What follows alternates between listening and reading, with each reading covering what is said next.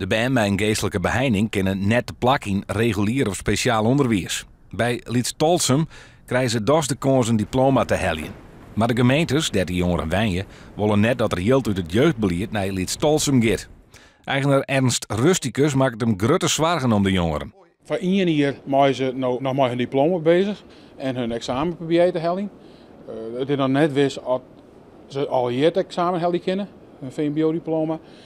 En wat gebeurt er straks met die het net halen, maar wat gebeurt er ook met die het wel halen?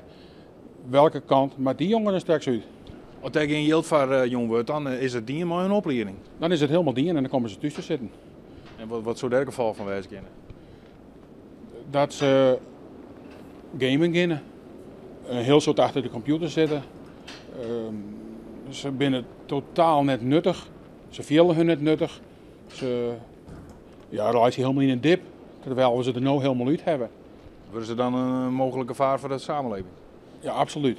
Een groot gevaar voor de samenleving. Hetzelfde probleem speelde vorig squal hier ook.